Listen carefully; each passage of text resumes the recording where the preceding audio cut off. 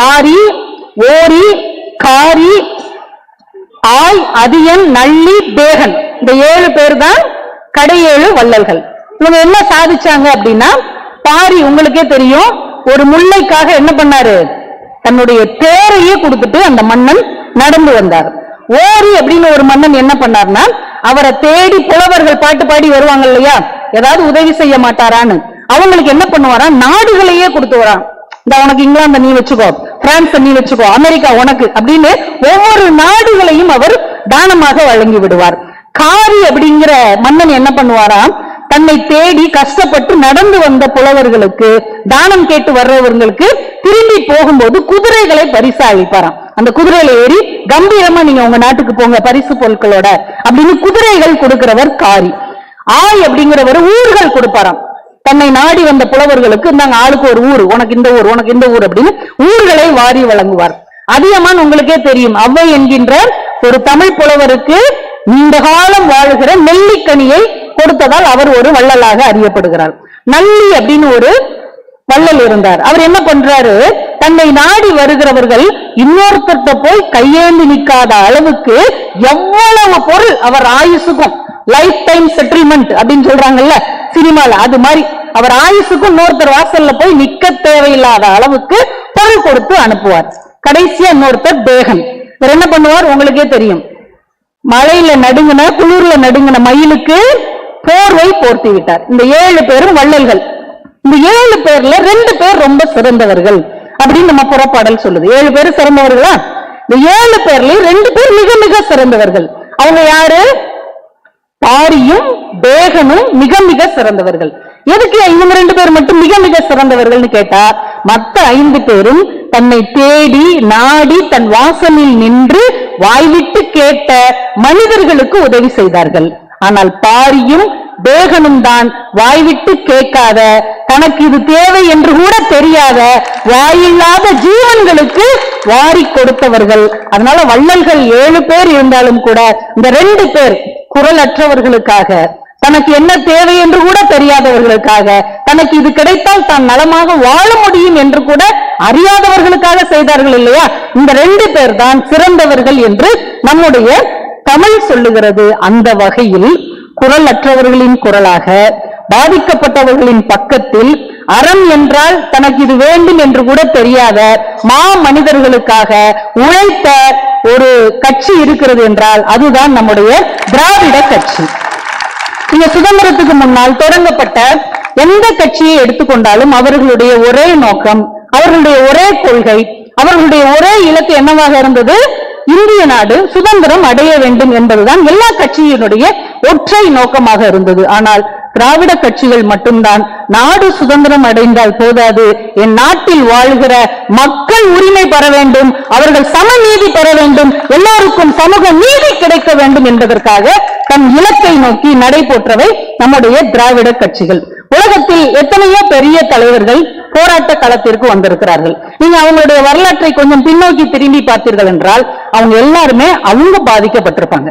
யார் தான் பாதிக்கப்பட்டார்களோ, தனக்கு ஏற்பட்ட பாதிப்பு இன்னொருத்தருக்கு ஏற்படக்கூடாது அப்படிங்கிற நோக்கத்தோட இந்த சமூகத்திற்கு உழைப்பதற்காக வந்திருப்பார்கள்.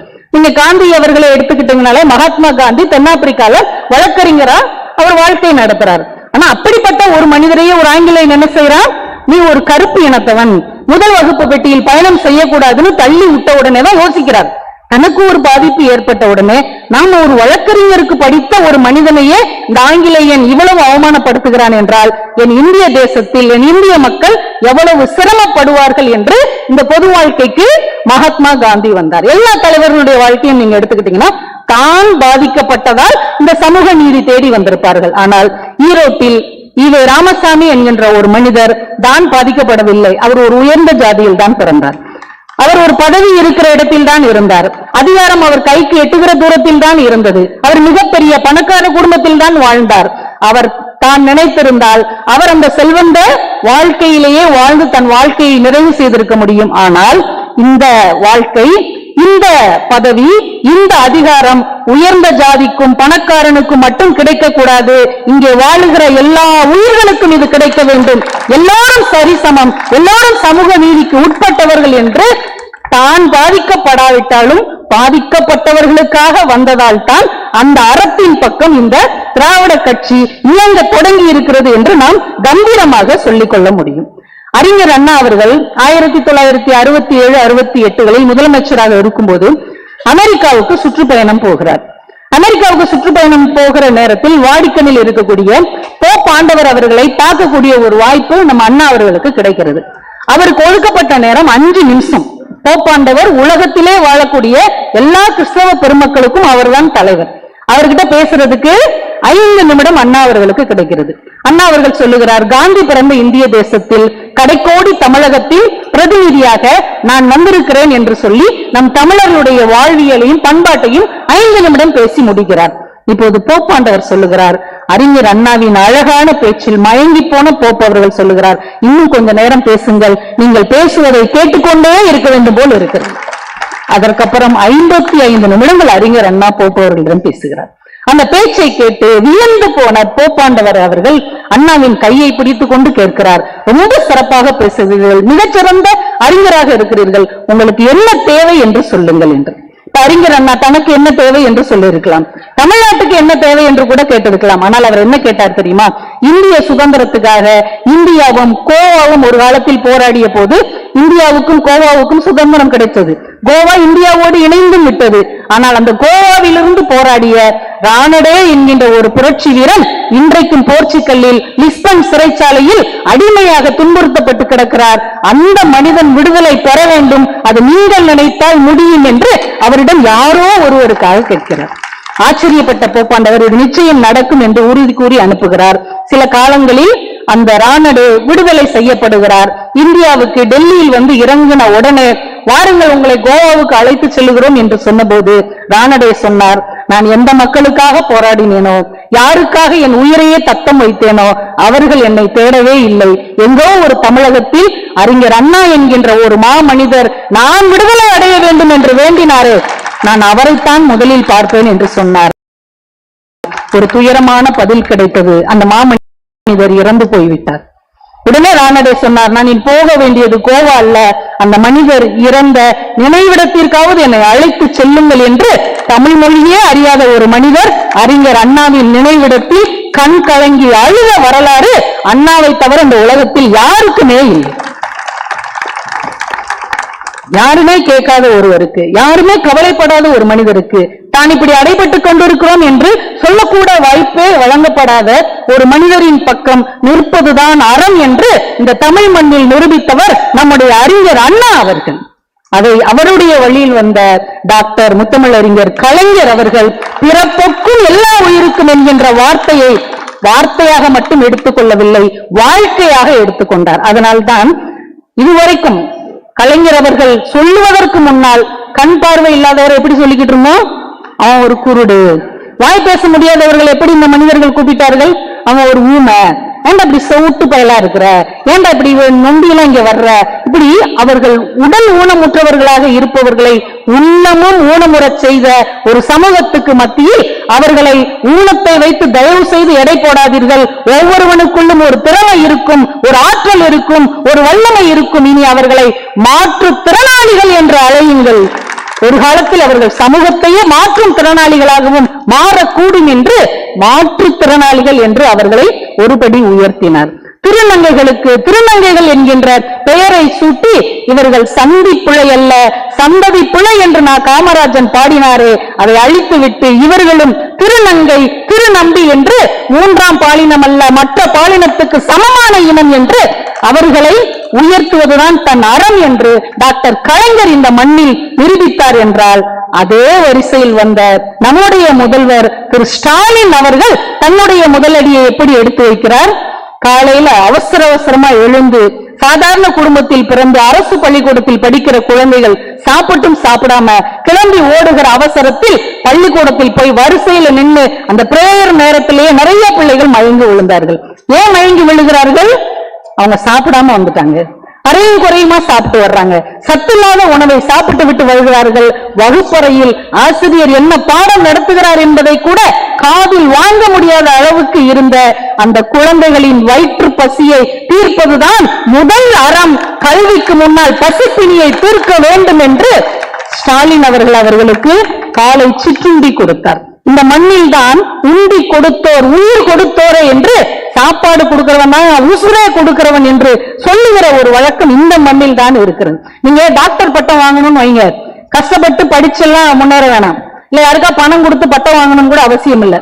நீங்க டாக்டர் பட்டம் வாங்கணும்னா பசித்த ஒரு மனிதன் அவன் கேட்காமலே அவனுக்கு வயிறு நிறைய சாப்பாடு போடுங்க, நீங்களும் டாக்டர் தான். இந்த தமிழ் மண் தான் சொன்னது. பசியாற்றுகிற ஒருவருக்கு என்ன பெயர் தெரியுமா? பசி பிணி மருத்துவர் என்று பெயரிட்டது. அந்த வகையில் டாக்டர் நம்முடைய ஸ்டாலின் அவர்கள் எத்தனையோ டாக்டர் பட்டம் எத்தனையோ பல்கலைக்கழகங்களால் வழங்கப்பட்டாலும் கூட அந்த பசியோடு சாப்பிட வந்த குழந்தைகளால் பசிப்பிணி மருத்துவர் என்று சொல்லாமல் சொல்ல வைத்ததுதான் இந்த மண்ணின் முதல் அறம். அது எனக்கு ரொம்ப சந்தோஷமாக இருந்தது. எவ்வளவு பெரிய விஷயத்தை அவர் தொடங்கி வைத்திருக்கிறார் என்று. அடுத்த அறம் என்ன தெரியுமா? இல்லம் தேடி மருத்துவம். யார் யோசிச்சாங்கன்னே தெரியல. எவ்வளவு பெரிய சிந்தனை. நம்ம ஊர்ல கோவில்கள்லாம் இருக்கும். அண்ணன் சேகர் பாபு அவர்கள் அறநிலைத்துறையில் இருக்கிறதுனால சொல்றேன். நம்ம ஊர்ல கோவில் இருக்கும், பெரிய கோவில் இருக்கும். நம்ம எல்லாரும் போய் சாமி கும்பிட்டுட்டு வருவோம். சாமி கும்பிட முடியாம வீட்டிலேயே இருக்கிறவங்க, உடல்நலம் இல்லாதவங்க, வயதானவர்களும் சாமி கும்பிடணும் இல்லையா? அப்ப அதுக்கு நம்ம பெரியவங்க என்ன ஏற்பாடு பண்ணாங்க? ஒரு சப்பரம் வரும். சில குறிப்பிட்ட திருவிழா காலங்களில் சப்பரம் ஒவ்வொரு வீட்டுக்கு முன்னாடியும் வந்து நிற்கும். கோயிலுக்கு வர முடியாதவங்க, உடல் நலம் இல்லாதவங்க என்ன பண்ணுவாங்க? அங்கேயே இருந்து கடவுளை வழிபாடு செய்வார்கள். இறைவனை நேசிப்பவர்களுக்கு இறைவனே இல்லம் தேடி வர முடியும் என்றால் உடல் நோயுற்றவர்களுக்கு மருத்துவம் ஏன் இல்லம் தேடி வரக்கூடாது என்று யோசித்தவர் முதல்வர் ஸ்டாலின் அவர்கள். உடல் நலம் இல்லாதவர்கள், வீட்டை விட்டு வெளியே வர முடியாதவர்கள், ஆஸ்பத்திரிக்கு அழைத்து செல்லக்கூட ஆள் இல்லாத முதியவர்களுக்கு உங்களை தேடி நாங்கள் வருகிறோம் என்று 24 மணி நேரமும் அவர்களுக்கு மருத்துவ சேவை இன்று செய்யப்படுகிறது என்றால் இவங்கெல்லாம் நம்மளுக்கு ஓட்டு போடுவாங்களா? இல்ல ஏற்கனவே இவங்க ஓட்டு போட்டிருக்காங்களா? இவங்க ஓட்டு போடுவதற்காகவாவது இவங்களால வெளியில வர முடியுமா என்று கூட யோசிக்காமல், எந்த எதிர்பார்ப்பும் இல்லாமல் அவர்கள் நலமாக வாழ வேண்டும் என்ற ஒற்றை குறிக்கோள் தான் இந்த மண்ணின் அறம் எனக்கு கற்றுக் கொடுத்தது என்று அதை செயல்படுத்தினாரே. அப்படிப்பட்ட ஒரு மாபெரும் நல்ல மனிதர் நமக்கு முதல்வராக இன்றைக்கு கிடைத்திருக்கிறார். இல்லம் தேடி கல்வி என்று ஒரு சிறப்பான ஒரு திட்டம். எல்லாமே எளிய மக்களுக்கு ரொம்ப சாதாரணமா கிடைத்தற்கரிய ஒரு வாய்ப்பாக கிடைத்திருக்கிறது. இன்னைக்கு எல்லா பிள்ளைங்களும் பாருங்க டியூஷன் போறாங்களா இல்ல? இன்னைக்கு நிறைய பேர் வீட்டுல கூட பிள்ளைங்களை டியூஷன் விட்டுட்டு தான் இங்க வந்து உட்காந்துருப்பீங்க. ஏன்னா ஒரு 2 மணி நேரம் 3 மணி நேரம் டியூஷன்ல விட்டாதான் பிள்ளைகள் படிக்கிறாங்க. இல்லைன்னா அவங்களும் நம்ம கூட உட்காந்து சீரியல் பார்த்துக்கிட்டே இருக்கிறாங்க. சீரியல் பார்க்காதன்னு சொன்னா நம்ம மொபைலை வாங்கி அவங்க பார்த்துட்டு இருக்காங்க. ஒரு காலத்துல பிள்ளைகளை செல்லம் கொடுத்து வளர்த்தோம், இன்றைக்கு செல்லு கொடுத்து வளர்த்துக்கிட்டு இருக்கிறோம். அப்படி காலம் மாறிவிட்டது. அப்ப ஏழை எளிய மக்கள், அப்பாவும் அம்மாவும் வேலைக்கு போகிற மக்கள், டியூஷன் வைக்கிறதுக்கு பணம் இல்லாத மக்கள், அரசு பள்ளியில் பிள்ளைகளை சேர்த்தவர்கள் எங்க டியூஷன் அனுப்புவாங்க?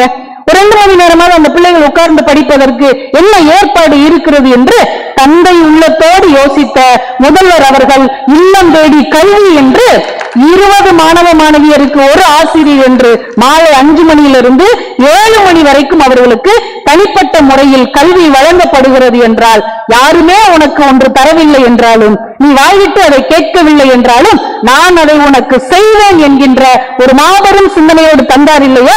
அது இந்த மண்ணின் அறம். அதை தன் வாழ்வியலாக நம்முடைய முதல்வர் அவர்கள் எடுத்திருக்கிறார்கள். நிறைவாக ஒன்று என்னை ரொம்ப கவர்ந்த ஒரு திட்டம். ஒரு மனுஷன், நம்ம தமிழ் இலக்கியம் சொல்லுது, நம்ம சங்க தமிழ் சொல்லுது, ஒருத்தங்களுக்கு குழந்தை பிறக்கும் போதே இறந்து பிறந்துருது. இல்ல அது குழந்தையாவே இல்லாம சதை பிண்டமாக பிறந்துருது. நம்ம முன்னோர்கள் என்ன பண்ணுவாங்களோ அப்படியே புதைச்சிட மாட்டாங்க. இறந்து பிறந்துருச்சுல அப்படின்னு புதைச்சிட மாட்டாங்க. ஒரு வாளால் அது உடலை கீறி, இது போர்க்களத்தில் போராடி இறந்திருக்கிறது, இதுவும் வீரமரணம் அடைந்திருக்கிறது என்று அந்த குழந்தையை புதைப்பாங்களாம். இந்த மண்ணில் எல்லா உயிர்களும் வாழும் போது ஒரு வாய்ப்பு கிடைக்கவில்லை என்றாலும் கூட மரணத்தின் போதாவது கௌரவமாக மரணிக்க வேண்டும் என்று நினைத்தது நம் தமிழர்களின் அறம். அது அவர் எப்படி செஞ்சார் தெரியுமா? யாருக்கு அரசு மரியாதையோடு மரணம் கிடைக்கும்? ஒரு நாட்டுக்காக போராடிய ராணுவ வீரர்கள் இறந்து போனால் அரசு மரியாதையோடு அடக்கம் செய்யப்படுவார்கள். மிகப்பெரிய பதவிகளில் இருந்த அதிகாரிகள் இறந்து போனால் அரசு மரியாதையோடு அடக்கம் செய்வார்கள். மிகப்பெரிய தலைவர்கள் இறந்து போனால் அரசு மரியாதையோடு அடக்கம் செய்வார்கள். ஆனால் மக்களின் முதல்வனாகிய நம்முடைய முதல்வர் அவர்கள், நீ ஏழை குடும்பத்தில் பிறந்திருந்தாலும் சரி, வாழுகிற வரைக்கும் நீ மற்றவர்களுக்கு எந்த உதவியும் செய்ய வாய்ப்பே கிடைக்கவில்லை என்றாலும் சரி, நீ இறந்த பிறகு உன் உடலோ உன் உடல் உறுப்புகளோ தானம் செய்யப்பட்டால் நீயும் வீரமரணம் அடைந்தவன் தான், ஒரு ராணுவ வீரனுக்கு சமமானவன் தான், ஒரு தலைவனுக்கு சமமானவன் தான், ஒரு அதிகாரிக்கு சமமானவன் தான் என்று கடைசி காலத்தில் அந்த மரணம் மரியாதையோடு பார்க்கப்பட வேண்டும் என்று அவர்களுக்கு அரசு மரியாதையோடு கம்பீரத்தோடு கண்ணியத்தோடு அந்த அடக்கம் செய்யப்படுகிறது என்றால், காலையில் ஒரு குழந்தை பசியோடு வந்தால் அதை இறைப்பையை நிறைக்கின்ற ஒரு தகப்பனாகவும், ஒரு உடல் இந்த மண்ணில் மரிக்கும் போது அந்த ஆத்மா நிறைவடைய வேண்டும் என்று ஒரு மகனாகவும் செயல்படுகிற, அறத்தின் வழி நிற்கிற, அறத்தை தன் வாழ்வியலாக கொண்டு செயல்பட்டுக் கொண்டிருக்கிற நம்முடைய முதல்வர் அவர்கள் இன்னும் பல்லாண்டு பல்லாண்டு வாழ வேண்டும், எளிய மக்களுக்கான பல நல்ல திட்டங்களை தர வேண்டும் என்று வாழ்த்தி வணங்கி விடைபெறுகிறேன். நன்றி, வணக்கம்.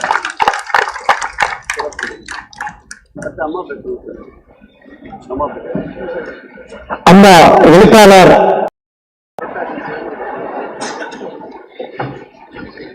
அனைவருக்கும் அன்பான வணக்கங்கள்.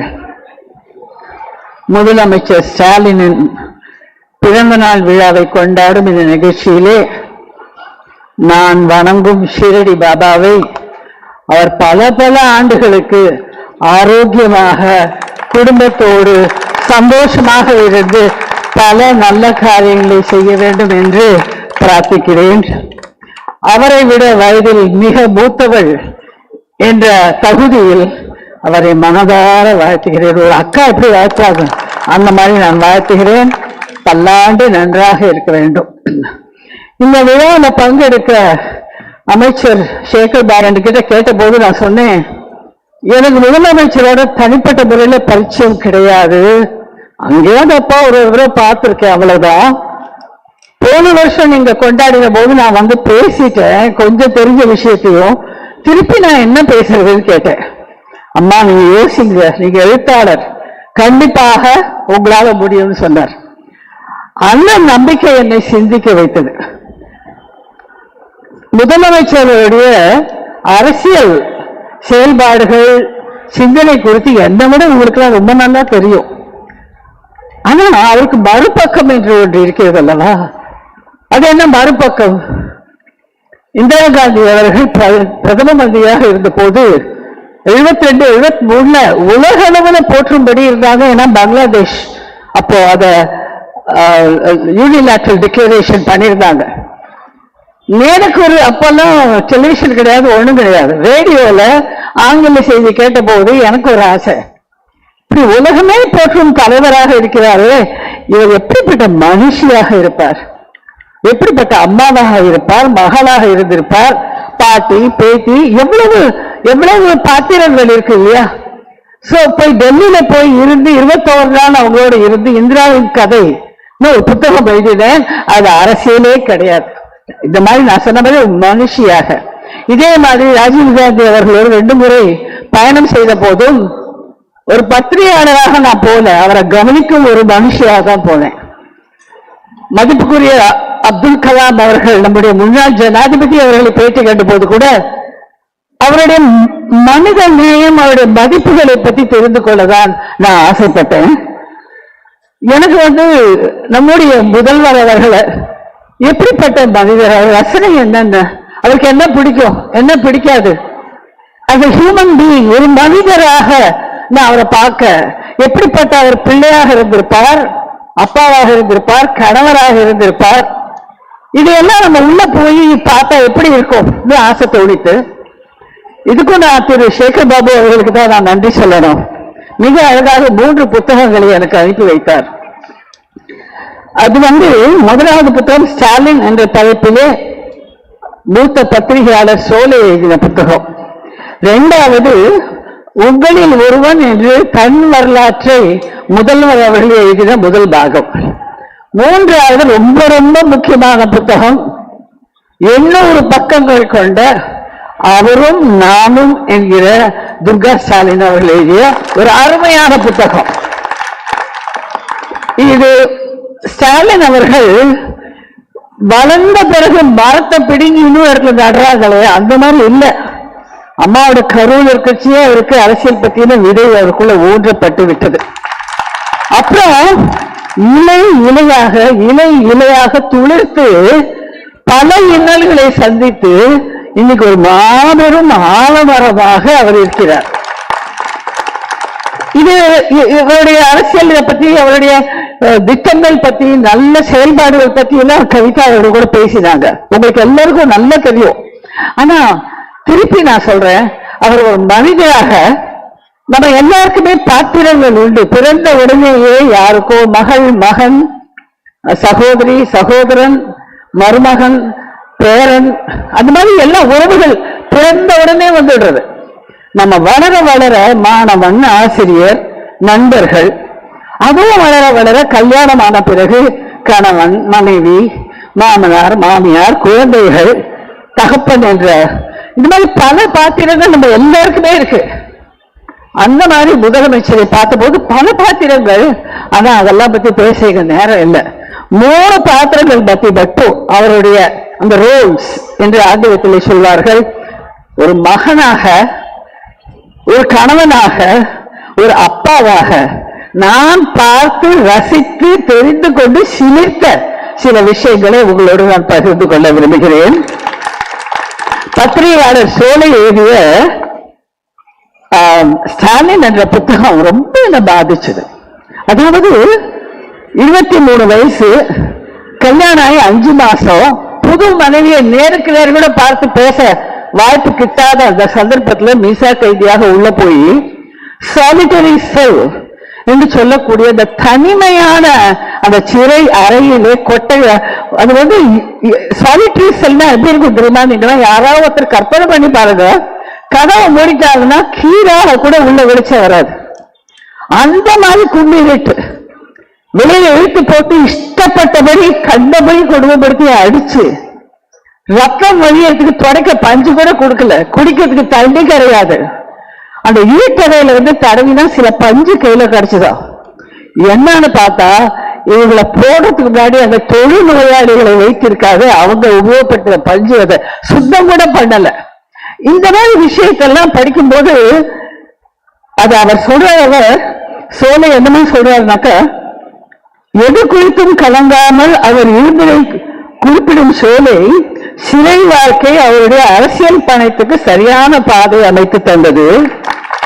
துன்பங்களை துச்சம் என கருதும் மனப்போக்கு, பெருமை, சகிப்புத்தன்மை ஆகிய நற்குணங்கள் அவரிடம் அடைக்கலம் இருந்தன. சுருங்கச் சொன்னால் சிறை அவரை சிறந்த அரசியல்வாதியாக செதுக்கி அனுப்பியதுங்கிறார். ஆனா உங்களில் ஒருவன் அந்த புத்தகத்துல திரு ஸ்டாலின் அவர்கள் என்ன சொல்றாருனாக்கா, தன்னை செதுக்கியவர்கள் யார் யார் என்று ரொம்ப குறிப்பிடுறார். சுருக்கமாக, கொள்கையோடு வாழ பெரியாரும், இயக்கத்தை கட்டுக்கோப்போடு அரவணைத்து நடத்தி செல்ல அறிஞர் அண்ணாவும், எந்த சூழலிலும் இயக்கத்தை உயிர்ப்போடு வைத்திருப்பதை கலைஞரிடமிருந்தும் பொறுமை, அடக்கம், தெளிவு, துணிச்சலோடு செயல்பட வேண்டிய அவசியத்தை பேராசிரியரிடமிருந்து கற்றுக்கொண்டேன். இந்த 4 தான் என்னை செதுக்கிய சிற்பிகள் சொல்லியிருக்கார். எனக்கு வந்து இது ஏற்கனவே நான் சொன்னது போல எனக்கு ரொம்ப ரொம்ப பிடிச்ச புஸ்தகம், என்னை பாதித்த புஸ்தகம்னா திருமதி துர்கா அவர்கள் எழுதிய அவரும் நானும். இது வந்து சீரியலான போது தளபதியும் நானும் வந்தது. 5 வருஷம் தொடரா வந்தது. அப்பவே ஒரு பெரிய ஒரு ஆர்வத்தை, ஒரு பெரிய ரிப்பல்ஸ் சொல்லுவோம் ஆங்கிலத்துல, அந்த மாதிரி ஒரு மக்களிடையே எதிர்பார்ப்பு. இப்படி கூடவா? நான் அறிந்த வரையில் உலக தலைவர் யாரோட மனைவியும் இந்த மாதிரி ஒரு வாழ்க்கை சரித்திர கிடையாது. இதுல வந்து என்னத்தோட என்ன ரொம்ப அழகுன்னா, அவங்க வெளிப்படைத்தன்மையோட எழுதியிருக்காங்க. நம்பகத்தன்மை, ஒரு ஒரு விஷயம் ஆத்தென்டிக்கா இருக்கா, அது சத்தியமாக இருக்கா, உண்மைபூர்வமாக இருந்தா அதுக்கு தனி மதிப்பு. துர்கா அவர்கள் எழுதியுள்ள அவரும் நானும் பக்கத்து பக்கம் வரிக்கு வரி வார்த்தைக்கு வார்த்தை உண்மையோடு இருக்கிறது. இது இன்னொரு பக்க புத்தகம். இதை நான் கையில் எடுத்த போது நண்பர்களே உண்மையா சொல்றேன், கீழே வைக்காம ஒரு கதை புஸ்தகத்தை எப்படி படிப்பேனோ அப்படி படித்தேன். அவ்வளவு சுவாரஸ்யமான விஷயங்கள். இது இப்படி கூட இருக்க முடியும். அதாவது நம்ம வீட்டுல ஒரு சாதாரண ஒரு மத்திய வகுப்பு அதை சார்ந்த ஒரு குடும்பத்துல கணவன் மனைவி எப்படி இருப்பாங்க, அப்பா பிள்ளை எப்படி இருப்பாங்க, அது இதை விட ரொம்ப சிறப்பாக யதார்த்தமாக அவருடைய வாழ்க்கையை அமைந்திருக்கிறதை பார்க்கும்போது ரொம்ப எனக்கு ரொம்ப பிடிச்சது. முதல்ல ஒரு மகனா பார்க்கலாம். பிறக்கும் போதே தலைவருக்கு மகனாக பிறந்த போதும் அவர் அப்பான்னு கூப்பிட்டதை விட தலைவர்னு கூப்பிட்டது தான் ரொம்ப ஜாஸ்தி. கலைஞர் அவருக்கு இருந்ததை அன்புன்னு சொல்ல முடியாது, பக்தி. அது பக்தி, தெய்வத்திடம் இருக்கும் பக்தி அப்பா கிட்ட அவர் காமிச்சிருக்காரு. அவர் அவரின்றி நான் இல்லை என்று வெகு அடக்கமாக உண்மை பூர்வமாக உருக்கமாக அந்த புத்தகத்திலே சொல்லியிருக்கிறார். அப்பாவுக்கு பயந்த பிள்ளையாக இருந்த போது அம்மாவின் செல்ல பிள்ளையாகவும் இருந்திருக்கிறார். மிக பெரிய குடும்பத்தை, கூட்டு குடும்பத்தை சேதாரம் இல்லாமல், மிக அழகாக பாகுபாடு இல்லாமல், இவன் முக்கியம் அவன் முக்கியம் இல்ல, அவன் வசதி, அந்த மாதிரி ஒரு உணர்வே இல்லாமல் மிக அழகாக அரவணைத்து கொண்டு போனதுல அம்மாவை தன்னுடைய மிகப்பெரிய ஒரு உதாரணமாக முதல்வர் அவர்கள் கொண்டிருக்கிறார்கள்.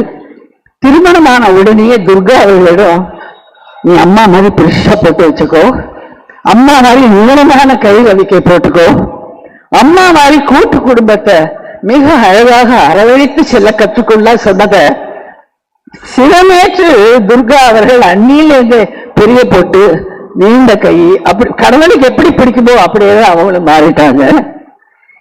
அவர் சொல்ற, சின்ன வயசுல எனக்கு அம்மா ஒரு நடவண்டி வாங்கி கொடுத்தாரு கோபாலபுரம் வீட்டுல. அந்த நடவண்டியை வச்சு வீட்டுக்குள்ள போயிட்டே இருப்பாங்க. அவர் சொல்ற, அப்போது கிடைத்த பயிற்சி தான் இப்போதும் நான் நடைப்பயிற்சியை விடாமல் செய்து கொண்டிருக்கிறேன். நீங்க எல்லாருமே படிச்சிருப்பீங்க, அவரும் நான் உங்க புத்தகத்தை படிக்காதவங்க தயவு செஞ்சு உடனே போய் அதை வாங்கி படிங்க.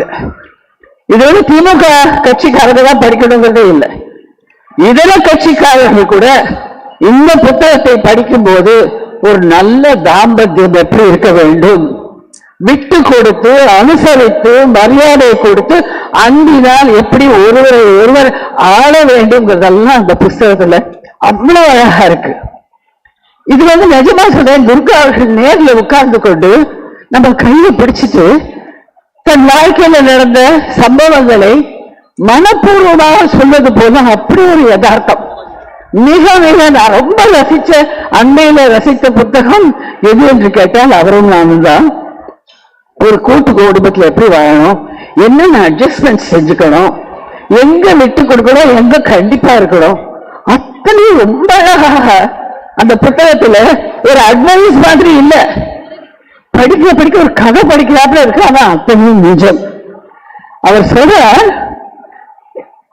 எப்படி ஒரு அவர் நல்ல மகனாக இருந்த மாதிரி எப்படி ஒரு நல்ல அப்பாவா இருந்திருக்காரு அப்படிங்கிறத பார்க்கும்போது, ஸ்கூல் கிளம்புறப்போ குழந்தைய எங்க வீட்டுக்காரங்க தான் குளிப்பாட்டி ஷூ சாக்ஸ் எல்லாம் மாட்டி சாப்பாடு ஊட்டி கிளப்பி விடுவாங்க. உதயா பிறந்த பிறகு எனக்கு ஆபரேஷன் நடந்ததாக குனிந்து நிமிர்ந்து வேலை செய்ய முடியாத நிலையில் இருந்தேன். அங்கே காலையில குழந்தைகளை குளிக்க சாப்பிட வச்சு ஸ்கூல்ல விட்டுட்டு வர பொறுப்பை அவங்கதான் ஏத்துக்கிட்டாங்க. கடமையாக அவர் செய்யல, ஒவ்வொன்றையும் ரசிச்சு ரசிச்சு செஞ்சார். ராத்திரில குழந்தைங்க அழுதா கூட என்ன எழுப்ப மாட்டாரு, அவரே எழுதி டாய்லெட் அழைச்சிட்டு போய் என்னென்ன அந்த குழந்தைக்கு தேவை அதை செய்வாரு. பொறுமையா உட்காந்து பாடங்களை சொல்லி கொடுத்தாரு. ரொம்ப ஆசையாக குழந்தைகள் விரும்பின பொருள்கள் எல்லாம் தேடி தேடி வாங்கிட்டு வருவாரு. நானாவது கொஞ்சம் திட்டுவேன், ஆனா அவர் ரொம்ப பொறுமை. எனக்கு அவர்கிட்ட ரொம்ப பிடிச்சது அவரோட அந்த அழகான சிரிப்பு, அந்த கண்ணத்துல குழிவைய இன்னைக்கு பாருங்க. நீங்க நேற்றுக்கு பார்த்தா அந்த பாம்பேல இப்ப இந்தியா மீட்டிங் நடந்ததை காமிச்சாங்க. க்ளோஸ் அப்ல பார்க்கும் போது இந்த இடத்துல அழகா குழி விழுது அவருக்கு. ரொம்ப அழகா இருக்கு பார்க்கறதுக்கு. நமக்கே பிடிக்குதுதான் துர்கா அதை ரசிச்சு மயங்கி போனது ஆச்சரியம் ஒண்ணுமே இல்லை. இந்த மாதிரி 40 வருஷத்துக்கு முன்னாடியே ஒரு கணவன் இருந்திருக்கிறார் நினைக்கும் போது, அப்பா இருக்கிறார் நினைக்கும் போது எனக்கு ஆச்சரியமா இருந்தது. ஏன்னா 40 வருஷம் முன்னாடி சமுதாயம் எப்படி இருந்தது? நான் ஆம்பளை, நான் வீட்டு வேலையெல்லாம் செய்ய மாட்டேன், குழந்தைலாம் நான் பார்த்துக்க மாட்டேன், அப்படிப்பட்ட மனப்பான்மை தானே பல ஆண்களுக்கு இருந்தது. பட் இவர் மட்டும் எப்படி வித்தியாசமா இருந்தாரு? அது உள்ள போய் பார்க்கும்போது ரொம்ப சிலிர்ப்பா இருக்கு. ஏன்னா எத்தனை கணவன்மார்கள் மனைவிக்கு இப்படி இதமாக ஒரு விளம்பரத்துக்காக இல்லாம இருந்திருப்பாங்க. அதே மாதிரி அப்பா சிஎம் என்ன எளிமையா இருந்திருக்காங்க தெரியுமா? ஸ்கூட்டர்ல பின்னால துர்காவை உட்கார வைத்துக் கொண்டு பெண்ண மடியில வச்சு செந்தாமரைய ஃப்ரண்ட்ல கொஞ்சம் வளர்ந்துட்ட உதயநிதிய நிக்க வச்சுட்டு ஸ்கூட்டர்ல போயிருக்காங்க நைட் ஷோக்கெல்லாம். இதெல்லாம் நினைச்சு பார்க்க முடியுமா? எவ்வளவு ஒரு எளிமை இருந்தா அந்த மாதிரி இருக்க முடியாது. இன்னொரு விஷயம், 80sல சென்னையில தண்ணி கஷ்டம் ரொம்ப இருந்தது. அந்த மாதிரி நடுராத்திரியில எல்லாம் லாரியில தண்ணி வரும், பம்புல உட்காந்து அடிப்போம். நாங்க எங்க வீட்டுல கூட பண்ணியிருக்கோம். ஆனா அம்மாவும் மனைவியும் லாரி வந்தோடனே தண்ணி பிடிச்சிட்டு வந்தா இப்படியே இருக்காங்க துர்கா, கையை மடித்து கட்டி கொண்டு அந்த குடத்தை எல்லாம் வாங்கிட்டு போய் ரூமா ட்ரம்ல தண்ணி ரொப்புவார்.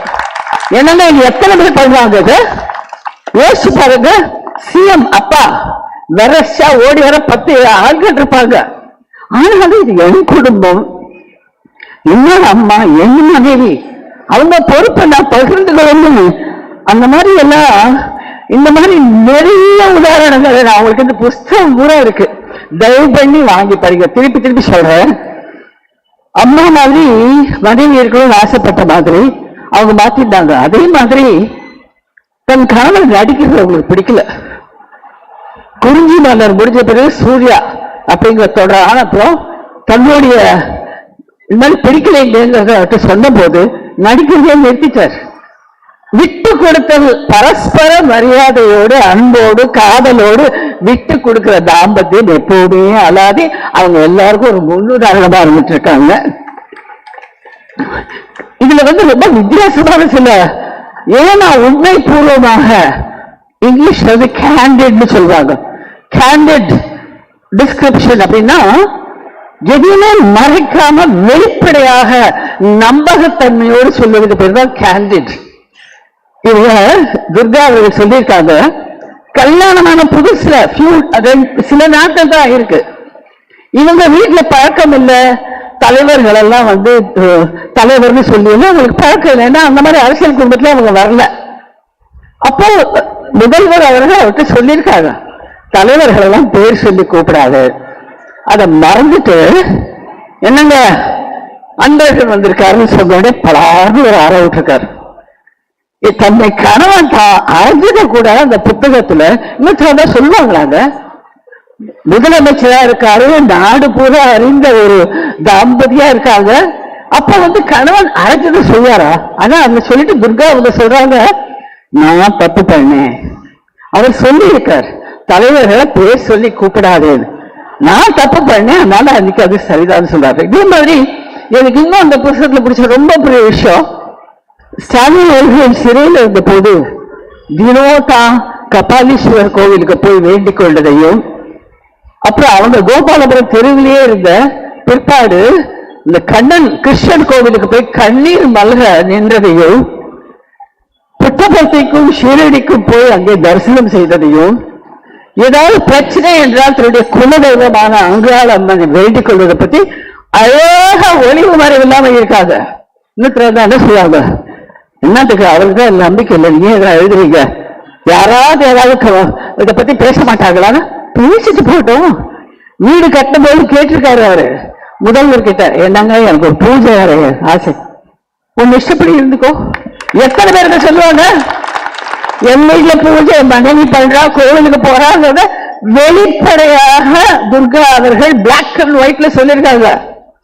எவ்வளவு பெரிய ஒரு மனத்தின்மை, நேர்மை இதுதான் இதெல்லாம் சாத்தியம். இந்த மாதிரி நிறைய விஷயங்கள்ங்க. மனைவியோட சுதந்திரத்திலே தலையிடாமல் treating her as an individual with likes and dislikes. மனைவிக்கு என்று ரசனை இருக்கிறது, மனைவிக்கு என்று விருப்ப வெறுப்புகள் இருக்கின்றன. அதை நான் மதித்து அவளை மனுஷியாக நடத்த வேண்டும். நடத்தினாரே, இதை விட என்னங்க பெரிய பெரிய குணம் இருக்க முடியும்? தயவு பண்ணி இந்த புத்தகத்தை தயவு செஞ்சு எல்லாரும் படிக்காதவங்க வாங்கி படிங்க. இந்த புத்தகங்களை முக்கியமாக அவரும் நானும் இந்த புத்தகத்தை எனக்கு கொடுத்து பல வித்தியாசமான நுணுக்கமான என்னை மகிழ்வித்து கைத்தட்ட வைத்த பல அனுபவங்களை அவரை பார்த்து புரிந்து கொள்வதற்கு எனக்கு வாய்ப்பு தந்தது திரு சேகர் பாபு அவர்கள்தான். ஐயா, தேங்க்யூ சோ மச். நீங்க பேச கூப்பிட்டதுக்கும் நன்றி. எனக்கு அந்த புத்தகங்கள் எல்லாம் கொடுத்து நமது முதல்வரை வெவ்வேறு கோணங்களில் இருந்து பார்த்து புரிந்து கொண்டு பாராட்ட மகிழ எனக்கு நீங்கள் வாய்ப்பு தந்ததற்காக நன்றி. முதல்வர் அவர்கள், அவர் குடும்பம் பல பல ஆண்டுகள் அமோகமாக இருக்க வேண்டும் என்று வாழ்த்து விடைபெறுகிறேன். நன்றி, வணக்கம்.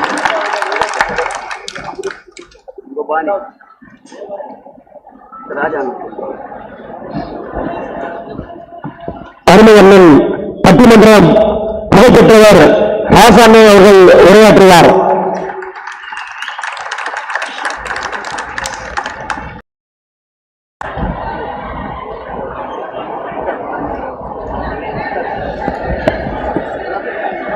மக்கள் முதல்வரின் மனிதநேய திருவிழா. அறமே தமிழர் அரசியல், அதுவே தலைவர் வாழ்வியல் என்று மிகச் சிறப்பாக தமிழக முதல்வருக்கு பிறந்த நாள் வாழ்த்து சொல்லுகிற ஒரு சிறந்த நிகழ்ச்சியை ஏற்பாடு செய்திருக்கக்கூடிய எங்கள் அன்பிற்குரிய அறநிலையத்துறை அமைச்சர் ஐயா சேகர் பாபு அவர்களே,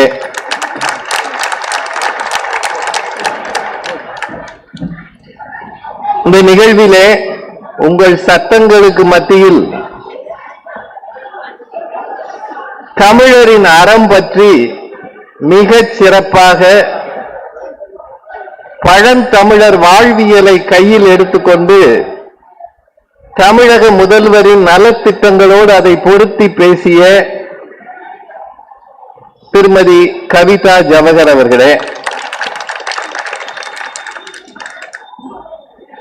நூற்றுக்கணக்கான நூல்களை எழுதி ஒரு சின்ன நூல் கண்டா நம்மை சிறைப்படுத்துவது என்று ஒரு காலத்திலே தமிழரின் நெஞ்சங்களை கட்டி போட்டு உலகை வலம் வந்து இன்றைக்கும் தமிழ் எழுத்துலகில் நிலையான ஒரு இடம் பிடித்த ஆளுமையான திருமதி சிவசங்கரி அம்மா அவர்களே, அவங்க இந்த நிகழ்ச்சியில பேசுறதுக்கு 3 புஸ்தகம் படிச்சிருக்காங்க. 100 புஸ்தகம் எழுதினவங்களை 3 புஸ்தகத்தை கொடுத்து படிக்க சொல்ற துணிச்சல் யாருக்கு வரும்னா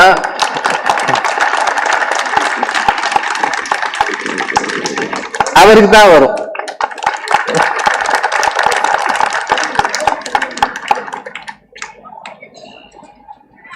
அடுத்து இந்த மேடையில் அலங்கரிக்கக்கூடிய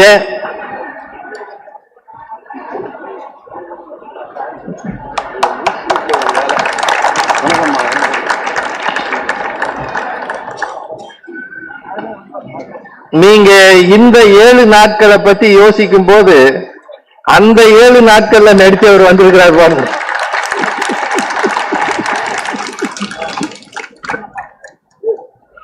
கண்ணியம் மிக்க நடிப்புக்கு சொந்தக்காரர் திருமிகு ராஜேஷ் அவர்களே,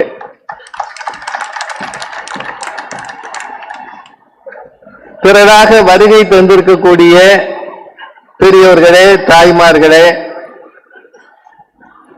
மேடையை அலங்கரிக்கின்ற மற்ற சிறப்பு விருந்தினர்களே, உங்கள் அத்தனை பேருக்கும் என்னுடைய அன்பான வணக்கத்தை முதலில் தெரிவித்துக் கொள்கிறேன்.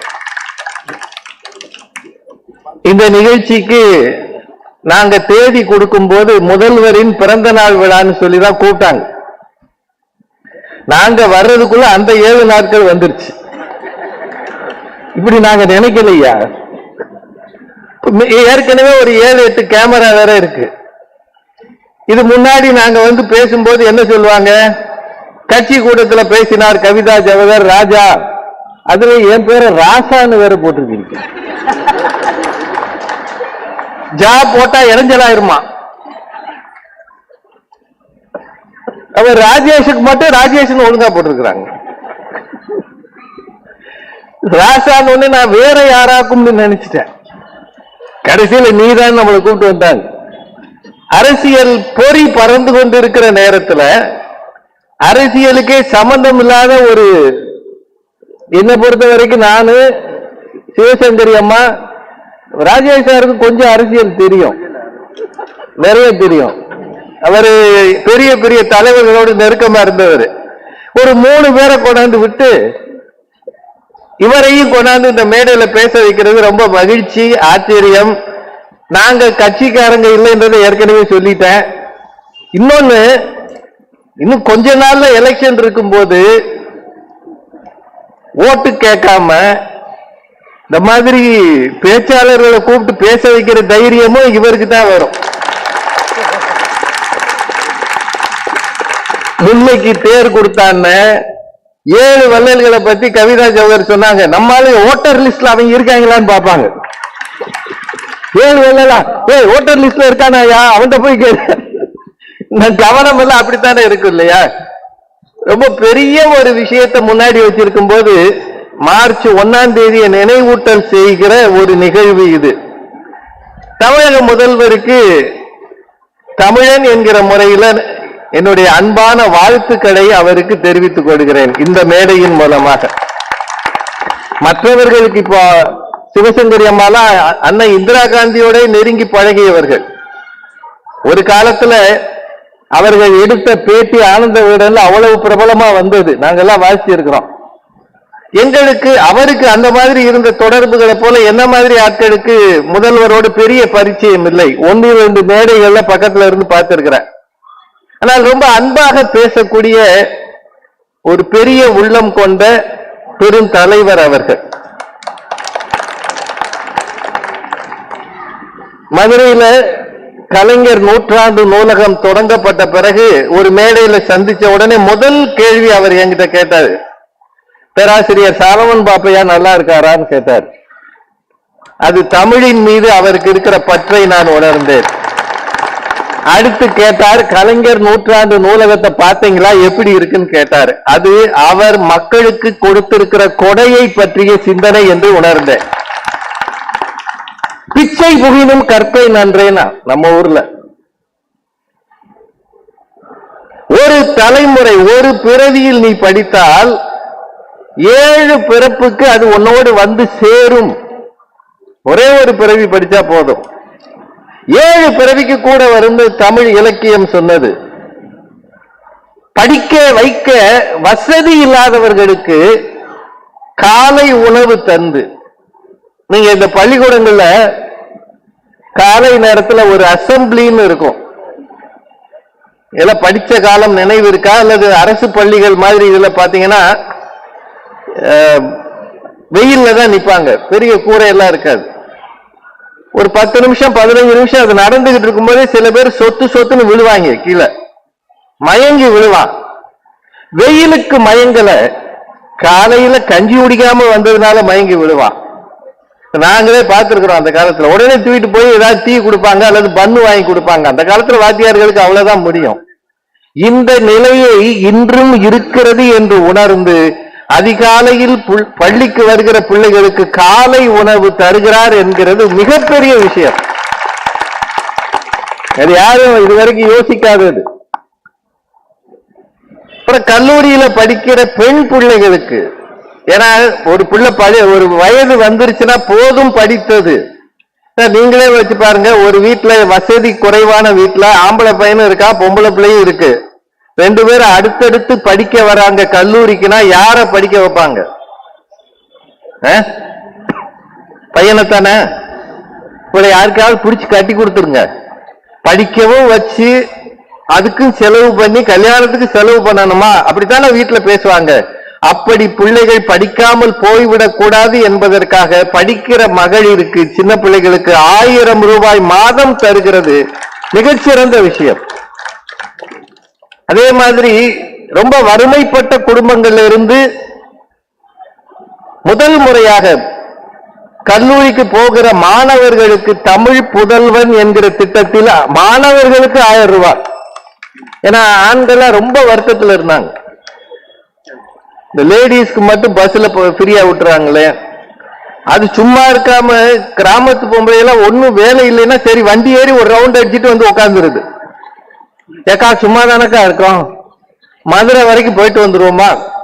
ஏன்னா பஸ்ல ஃப்ரீ தானே. ஆண்கள் ஏறினா டிக்கெட்டு, பெண்கள் ஏறினா ஃப்ரீ. அப்படின்னா இந்த அளவுக்கு ரொம்பவும் சலுகைகள் இருக்கிறது. பெண்கள் பசங்களுக்கும் அந்த சலுகை வந்திருக்கிறது. தமிழ் புதல்வன் திட்டத்துல அவனும் 1000 ரூபாய் பெறுகிறான் என்பது முதல்வரை நாம் மனமாற வாழ்த்துவதற்கான ஒரு பெரிய விஷயம். இப்படியே ஒவ்வொருத்தரையா பாராட்டிக்கிட்டே போலாம். ஆனா உங்க எல்லாருக்கும் நிறைய வேலை இருக்கு. அமைச்சர் அவர்கள் ஒரு நிமிடம் இல்லாம ஓயாம இயங்கி கொண்டு இருக்கிறார். ஏன்னா அடுத்த பணி உங்களுக்கு எல்லாம் காத்து இருக்கிறது. எனக்கு தெரிய வந்திருக்கிற அத்தனை பேருக்கு அட்டெண்டன்ஸ் எடுக்கிற ஒரே அமைச்சர் இவர் தான் நினைக்கிறேன். போன பிறகு வாத்தியாரா இருந்திருப்பாருன்னு நினைக்கிறேன். அது எப்படியா வாத்தியார் கூட இந்த அட்டெண்டன்ஸ் ரிஜிஸ்டர் வச்சுதான் டிக்கெட் அடிப்பாரு.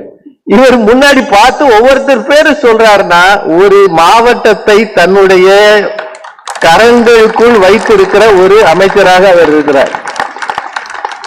இனி அடுத்தது உங்க எல்லாருக்கும் வேலை கொடுப்பார்.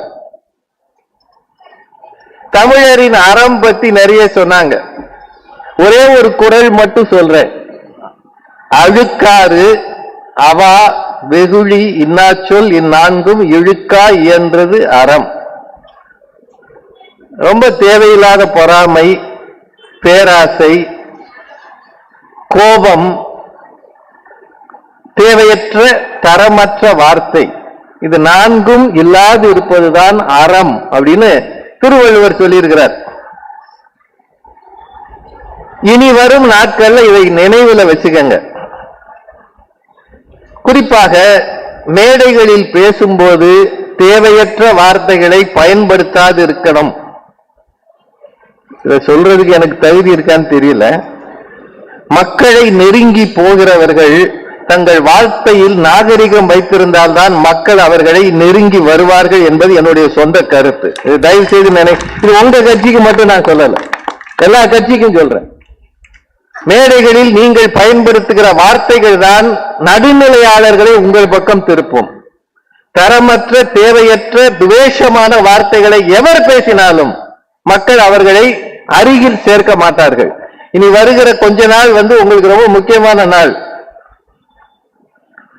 இப்ப கூடுகிற கூட்டம் இல்ல ரொம்ப முக்கியம், அங்க கூடுகிற கூட்டம் தான் முக்கியம் என்பதை உணர்ந்து கொள்ளுங்கள். இங்க வந்திருக்கிறவங்களா கட்சிக்காரங்களா இருப்பாங்க. ஒவ்வொரு கட்சிக்காரும் ஒவ்வொருத்தர் 2 பேரை கூட்டு வந்திருப்பாரு. என்னங்க கரெக்ட் தானே? கூட்டு வரலன்னா மாவட்டம் திட்டுவாருன்னு அவருக்கு தெரியும். அங்க தானா வரணும். அப்படி வருவதற்கேற்ப நீங்கள் மீதி நாட்களில் நடந்து கொண்டால்தான் நீங்கள் எதிர்பார்ப்பது நடக்கும் என்பதை நான் தயவாக சொல்லுகிறேன். இதை சொல்றது எனக்கு ஒன்றும் வருத்தம் இல்லை.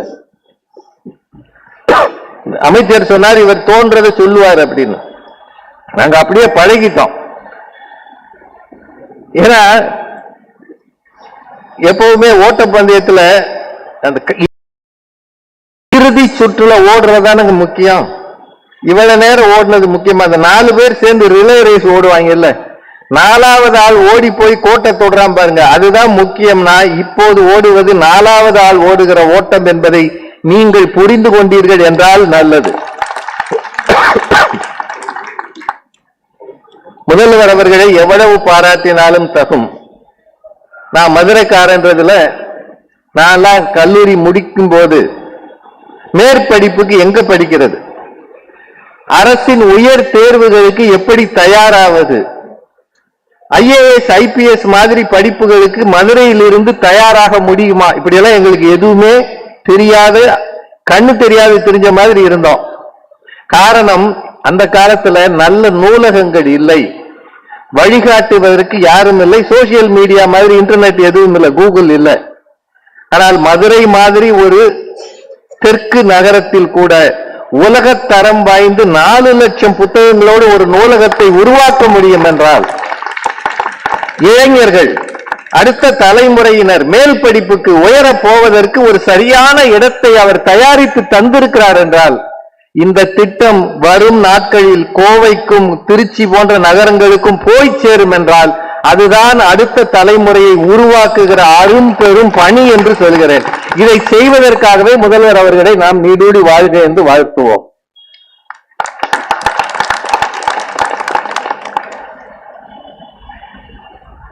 அடுத்து எலெக்ஷன் மூடுல இருக்கிற உங்களுக்கு ரொம்ப நேரம் பேசி போர் அடிக்க விரும்பல. என்னை விட ரொம்ப நல்லா தெரிஞ்சு அரசியல் தெரிந்த திரு ராஜேஷ் அவர்கள் வந்திருக்கிறார். அவர் எம்ஜிஆர் கூட எல்லாம் நெருங்கி பழகினவர். அவர் சிரிக்கிற சிரிப்பை பாருங்க. உண்மையை சொல்றேன், எந்த அச்சமில்லையிலிருந்து அவர் நடித்த படங்கள் எல்லாம் இன்றைக்கும் போடும்போது நாம திரும்பி பார்க்கிற மகிழ்ச்சியான ஒரு அனுபவத்தை தருகிற படங்கள். கன்னி பருவத்தில் தொடங்கினாருன்னு நினைக்கிறேன், இப்ப தேர்தல் பருவத்தில் வந்திருக்கிறார். பெரிய பணி காத்திருக்கிறது. எளிமையாக இருங்கள், நேர்மையாக இருங்கள், உண்மையாக இருங்கள், மக்களை அணுகி பார்க்கிற மனநிலையோடு இருங்கள். இந்த காலத்திலாவது பொது வழியில் பிரச்சனை பண்ணாது இருங்கள். உங்களை தேடி வர்றவன் கேட்கிறத செஞ்சு கொடுங்க. பகைவர்கள் நான் சொல்றது தமிழர்கள் ஏது பகைவர்கள், மாற்று சிந்தனை உள்ளவர்களிடமும் அன்பு காட்டுங்கள். கம்பன் சொல்வான், யாரோடும் பகை கொள்ளலன் என்றதின் போர் ஒடுங்கும் புகழ் ஒடுங்காது. மாற்று சிந்தனையாளர்களிடமும் அன்பு காட்டுங்கள். அப்படி செய்தீர்கள் என்றால் உங்கள் மாவட்டம், உங்கள் அமைச்சர் விரும்புவது நினைப்பது நடக்கும். இந்த பரந்த உள்ளத்தோடு இங்க இருக்கிற அத்தனை பேரும் மீண்டும் மீண்டும் முதல்வர் அவர்களுக்கு தெரிவிக்கிற வாழ்த்துக்களை, பிறந்த நாள் வாழ்த்துக்களை உங்களோடு சேர்ந்து நானும் தெரிவிக்கிறேன். நீங்கள் நினைப்பது நடக்க எல்லாம் வல்ல இறைவன் அருள்வான் என்ற எண்ணத்தோடு உங்கள் அனைவருக்கும் நன்றி கூறி வணங்கி விடைபெறுகிறேன். நன்றி, வணக்கம்.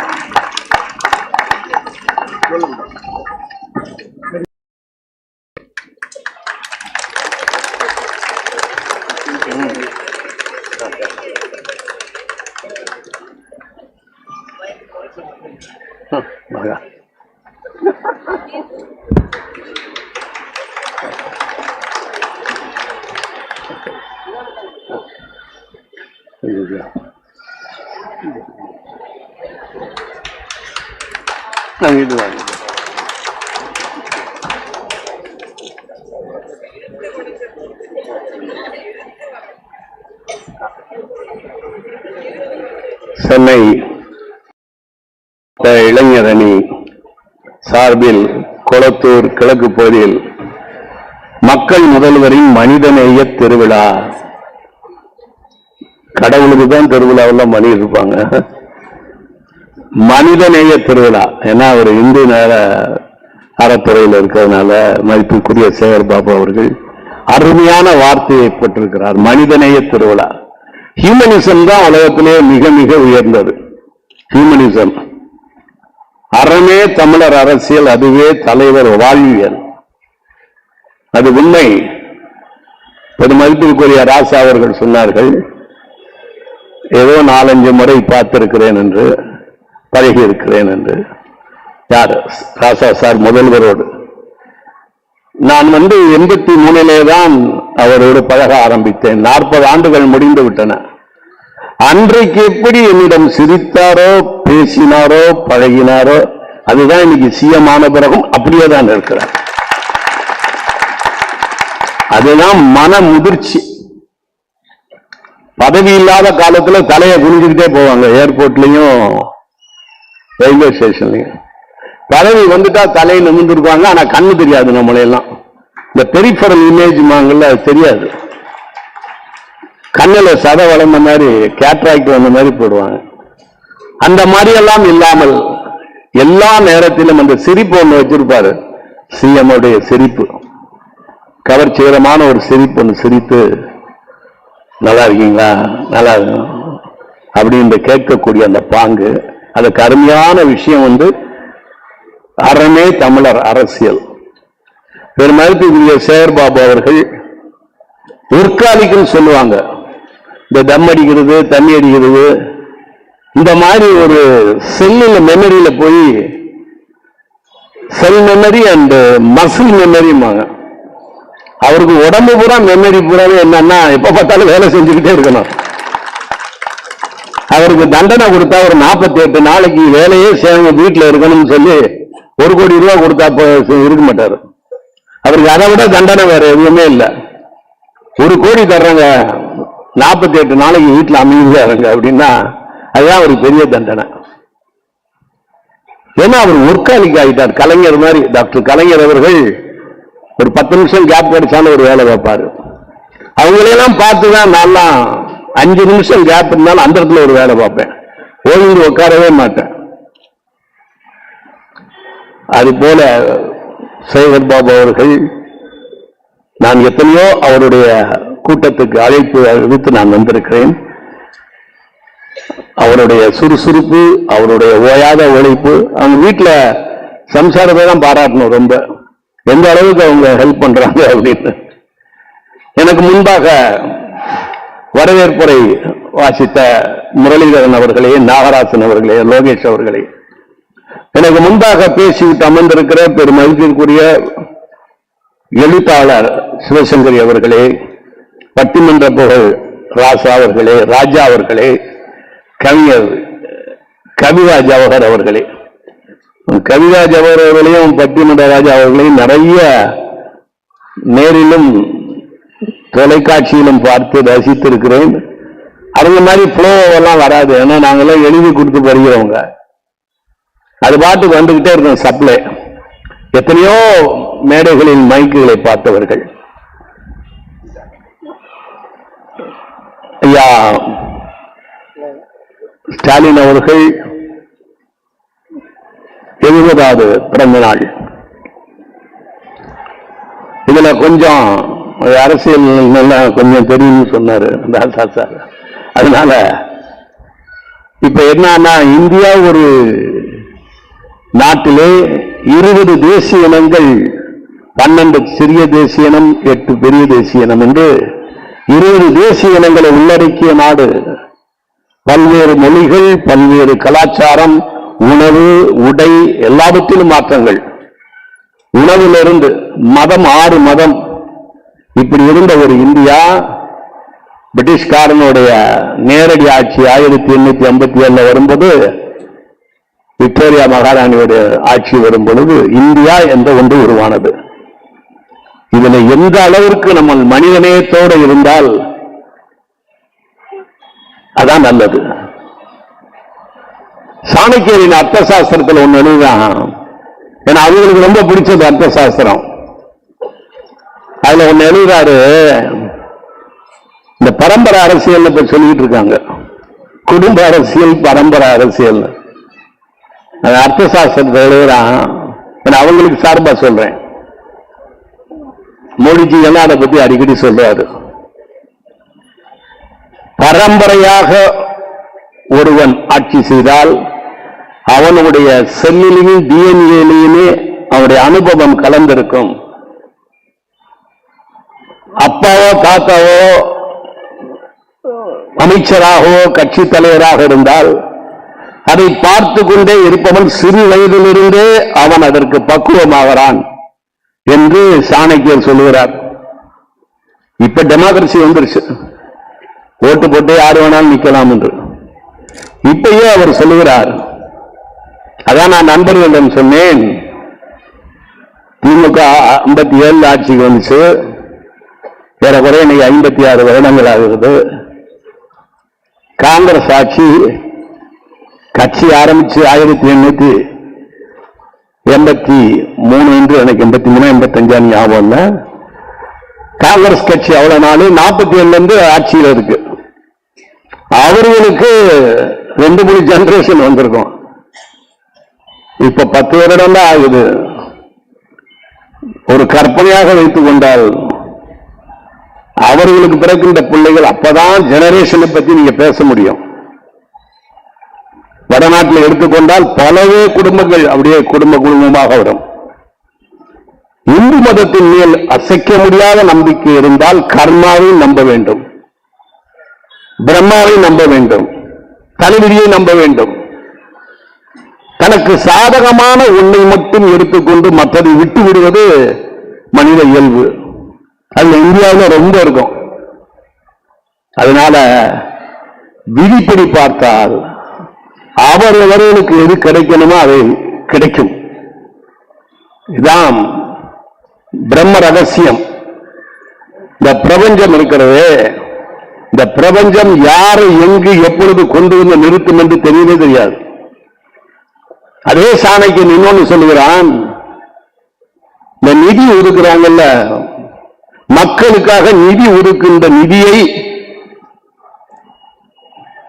அந்த பொது நிதியை சேர்த்து வைத்துக் கொள்வதோ மக்களுக்கு நிதியை கொடுக்காமல் இருப்பதோ மிகப்பெரிய பாவம், அதற்கு மிகப்பெரிய தண்டனை கொடுக்க வேண்டும் என்று சொல்கிறான் சாணக்கியன். இப்ப நிதியெல்லாம் ஒதுக்க மாட்டேங்கிறாங்க. நமக்கு சாணக்கியனை படிச்சா தெரியும் என்ன சொல்றாங்க. பரம்பரையாக வருகின்றது, அவன் சப்போர்ட் பண்றான். நம்ம அதுக்கு உடன்பாடு இல்லை. இது டெமோக்ராட்டிக் கண்ட்ரி. நமக்கு தெரிந்தவர்கள் வெகு நாட்களாக கட்சியில் பாடுபட்டு சிறையில் தண்டனை பெற்று எமர்ஜென்சியிலே அவசர காலத்திலே அவ்வளவு கஷ்டப்பட்டவர் நம்முடைய தளபதி அவர்கள்.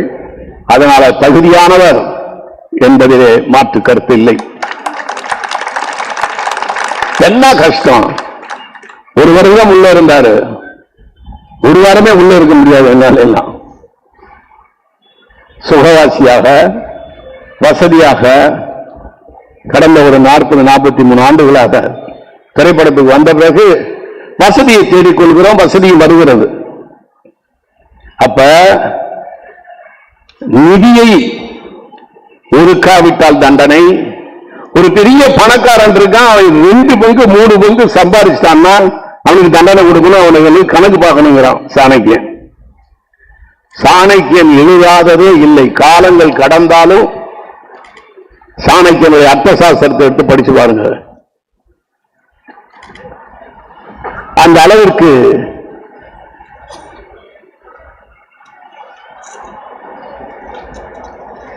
பணத்தை எடுப்பது, திடீர் பணக்காரனாக பன்மடங்கு சம்பாதிப்பது. சமீபத்தில் ஒரு கல்யாணம் நடந்துச்சு பாருங்க, அம்பானி வீட்டு கல்யாணம். அதெல்லாம் பாத்தீங்கன்னா 40 ஆண்டுக்குள் எவ்வளவு பெரிய வசதியானவராக இருந்தார்.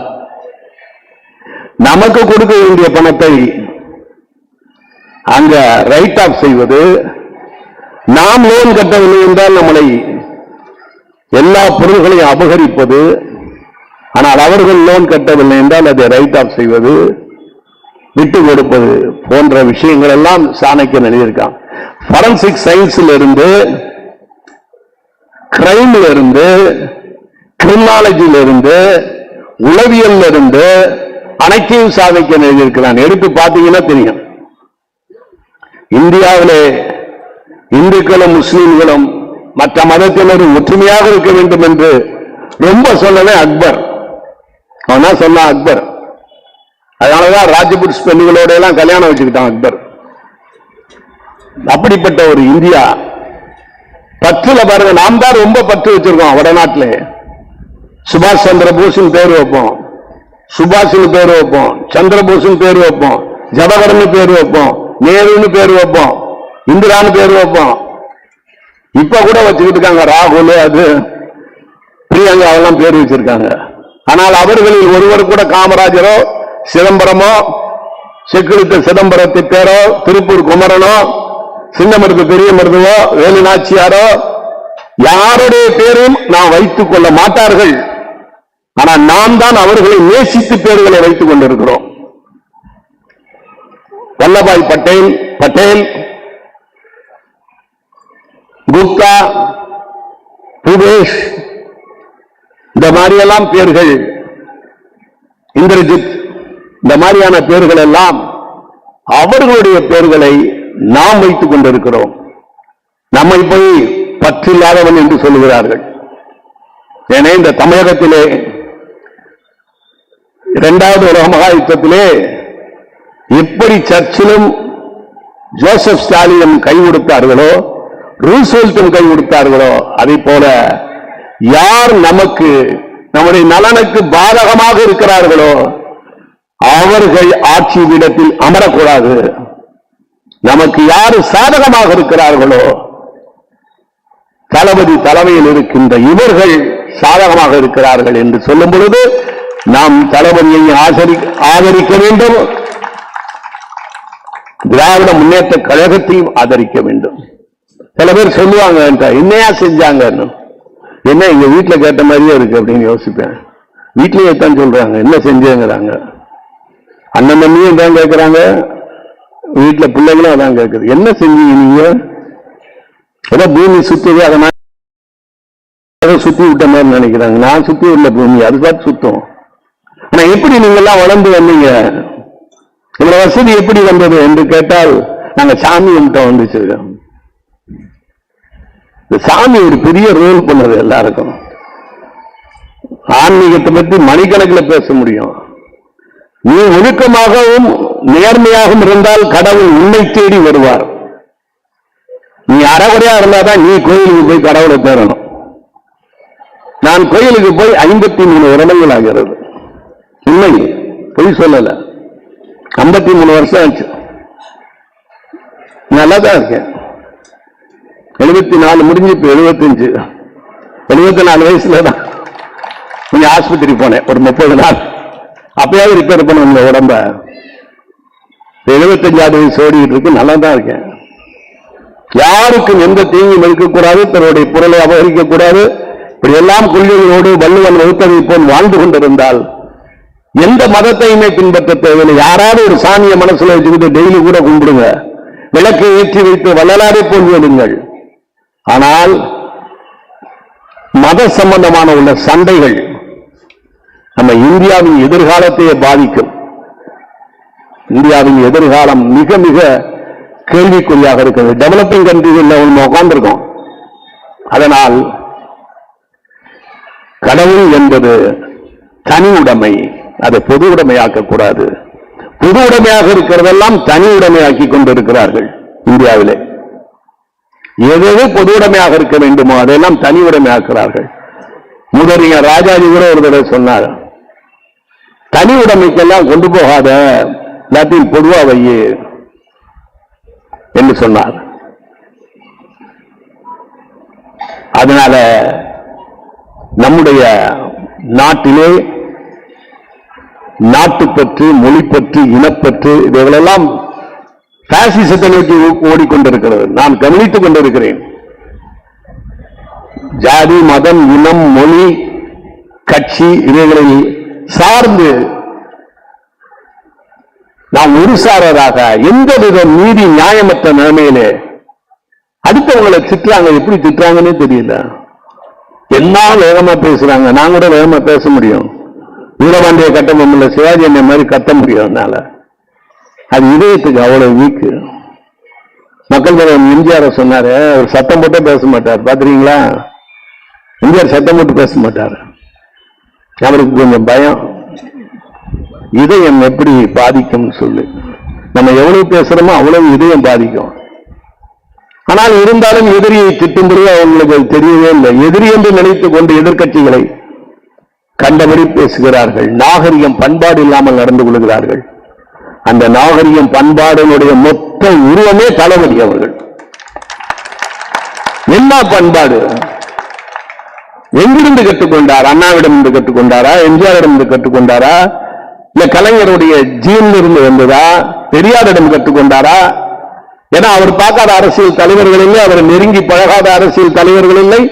எல்லோருடன் இருப்பார், பழகி இருப்பார். ஆனா எல்லாத்தையும் சிந்தசைஸ் பண்றதுங்கிறது ரொம்ப கஷ்டமான விஷயம். மேம்போக்கா பார்த்துட்டு போயிடலாம், ஆனா சிந்தசைஸ் பண்றது ரொம்ப ரொம்ப கஷ்டம். அவர் அதையெல்லாம் உள்வாங்கி இருக்கிறார். அனைத்து நல்ல குணங்களையும் தனக்குள் வசீகரித்துக் கொண்டு தனித்து விளங்குகின்ற ஒரு ஒப்பற்ற மனிதர் தளபதி ஸ்டாலின் அவர்கள், முதல்வர் அவர்கள். ஆனா அந்த பேரையே நம்ம ரொம்ப ரசிப்பேன், கலைஞர்கிட்டே சொல்லியிருக்கேன். இந்த பேர் எனக்கு ரொம்ப கம்பீரம். செகண்ட் வேர்ல்டு வார் ஹீரோ, ஃபியூச்சர்ல தளபதி அவர்கள் சிஎம் ஆவார் அப்படின்னு அவர்கிட்ட சொல்லியிருக்கேன், தளபதி கிட்ட. இந்த பேருக்கு ஒரு பெரிய அட்ராக்ஷன் இருக்குது. பேரு நேம், இந்த வைப்ரேஷன் எடுத்து படிச்சீங்கன்னா தெரியும். அந்த அளவிற்கு ஒரு ஒப்பற்ற மனிதர். காலை உணவு போட்டது, மதிய உணவு, பெண்களுக்கு பஸ்ல போறது, அது நம்ம கஷ்டப்பட்டு பார்த்தாதான் தெரியும். நாங்கெல்லாம் சின்ன பிள்ளையா இருக்கும்போது பஸ் காசு 5 பைசா 10 பைசா தேடிக்கிட்டு பஸ்ல ஏறுவோம். இன்னும் சொல்ல போனா நான் ட்ரிபிளிகல்ல டீச்சரா இருக்கும்போது சப்பைய தியேட்டருக்கு வரும்போது பஸ்ஸுக்கு பார்ப்பேன், 2 பஸ் முடியலன்னு நடந்தே சப்பைய தியேட்டர் வந்துருவேன். அந்த வந்த காசுக்கு டீ குடிச்சிருவேன். கையில ஒரு புத்தகம் எடுத்துட்டு போவேன், கியூல நிற்பேன் ஆங்கில படத்துக்கு. அங்க போய் டிக்கெட் எடுக்கிறதுக்குள்ள 50 பேஜ் படிச்சிருவேன். எனவே இந்த 70வது பிறந்தநாள் விழாவிற்கு என்னை சேகர் பாபு சார் அழைத்ததுக்கு ரொம்ப நன்றி. காலதாமதத்துக்கு மன்னிக்கவும். என்ன காரணம்னா எங்க இன்ஸ்டிடியூட்ல அங்க ஒரு பாலிடிக்ஸ், எல்லா இடத்துலையும் இப்ப அரசியல் இருக்கு. அரசியல்னா என்ன தெரியுமா? நாம் சொல்லுகின்ற கருத்துக்கு வேண்டுமென்றே எதிர்ப்பு தெரிவிப்பதற்கு பேர் தான் அரசியல் பேரு, பாலிடிக்ஸ் பேரு. ஆங்கிலத்தில் எடுத்தீங்கன்னா தெரியும். நம்ம என்ன சொன்னாலும் அதுக்கு எதிர்வாதம் புரியுது, அதுதான் பாலிடிக்ஸ். அந்த மாதிரி அந்த ஒரு கோஷ்டி 4-5 கோஷ்டி இருக்காங்க எங்க இன்ஸ்டிடியூட்ல. அது என்னன்னு தெரியல, அங்க ஒரு சின்ன பிரச்சனை, அது தீர்க்கிறது கொஞ்சம் நேரம் ஆச்சு. அதனால காலாதமாக வந்து விட்டேன். அதுக்கு வருந்துகிறேன். இன்னும் இதுபோல் பல விழாக்கள் அவருக்கு எடுக்க வேண்டும். அவர் நம் கரத்தை பலப்படுத்த வேண்டும். அவரை பத்தி என்னென்ன கேள்வி பண்ணாங்க. இன்னைக்கு இருக்கக்கூடிய தளபதி முதல்வர் அவர்களை பல கிண்டல் பண்ணாங்க எல்லாரும் யூடியூப்ல. என்ன ஆச்சு? இன்னொன்னு சொல்றேன், நீங்க கடவுளை போய் கேளுங்க, ஏதாவது ஒரு கேள்வி கேட்டுக்கங்க, கடவுளை வேண்டிக்கங்க. ஆனால் ஏற்கனவே தீர்மானிக்கப்பட்டது, தளபதி அவர்கள் எத்தனை ஆண்டுகள் ஆட்சி செய்ய வேண்டும் என்பது ஏற்கனவே தீர்மானிக்கப்பட்டது. நீ எந்த முண்டுனால் நடக்காது. திமுகவை அழிக்க வேண்டும் என்று புறப்பட்டவர்கள் என்னுடைய அத்தை புருஷன் மாமா, தந்தை பெரியார், டார்பிடோ ஜனார்த்தனம், எப்படின்னு ஒரு 10-20 பேரு 1949 செப்டம்பர்ல கட்சி ஆரம்பிச்சாங்களே திமுக. தமிழ்நாடுகளும் பிரச்சாரம் 3 மாசம். எங்க வீட்டுக்கு வரும்போது எங்க அத்தை சொன்னாங்க, உங்க மாமாவை எனக்கு அடையாளம் தெரியலடா, ஏன்னா அவ்வளவு தாடி சேவை பண்ணாம பெரியார் மாதிரி. அதுக்கு அடுத்தது மாப்போசி திமுகவை ஒழிக்க வேண்டும் என்று தெரிஞ்சார். அதுக்கு அடுத்தது சின்ன நாமலை என்று ஒருவர் இருந்தார், அவங்களே சொன்னோம்னா டைம் ஆயிடும்.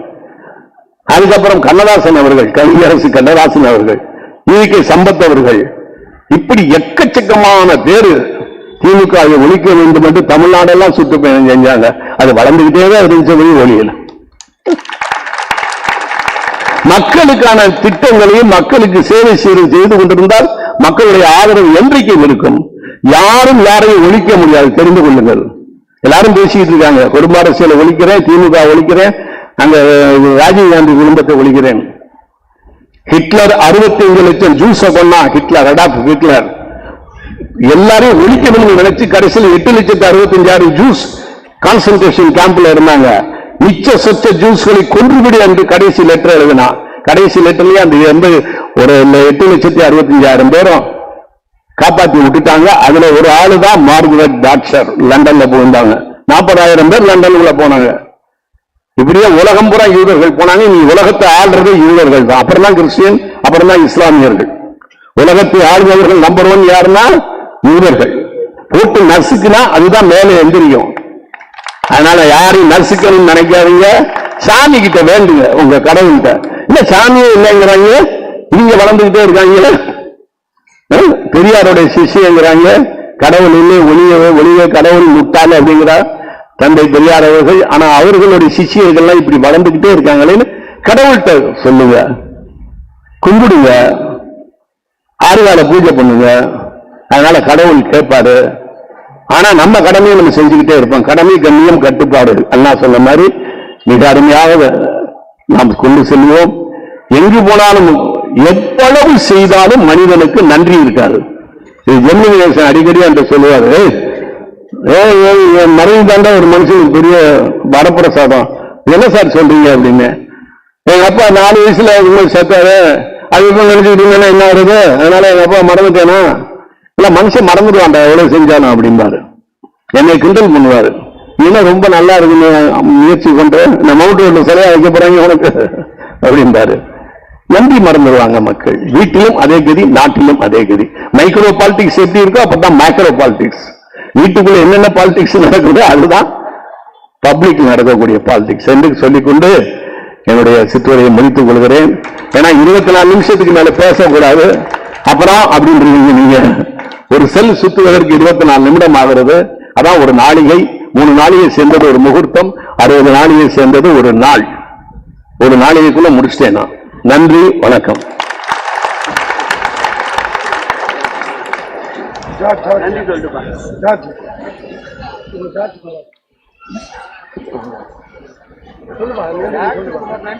நன்றி வட்டார செயலாளர் ராஜா அவர்கள் கூறுவார். ஜார்ஜ் குமார் பேர் மறந்துட்டேன்ட்டு வாட்ஸ்அப் அனுப்புறாரு. என் பேரை சொல்லாத விட்டாங்க. ஜார்ஜ் குமார் நன்றி சொல்லுவார். சிறப்பா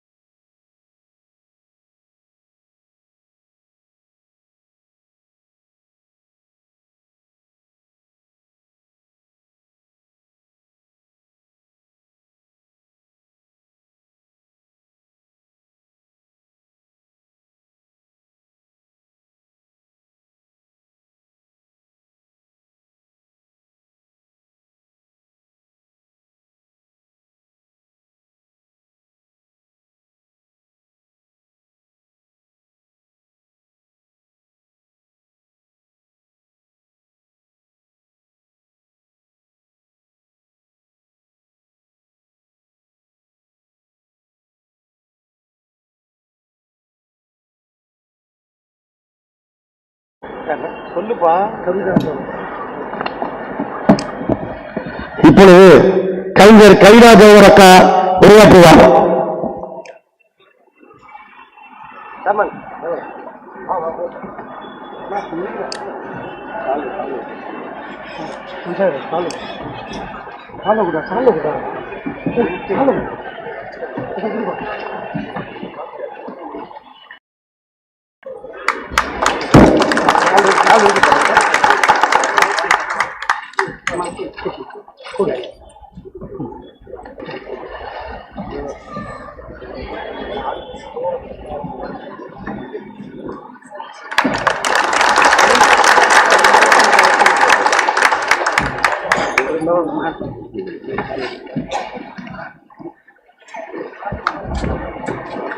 ஊருக்கு நல்லது சொல்வேன், எனக்கு உண்மை தெரிந்தது சொல்வேன்.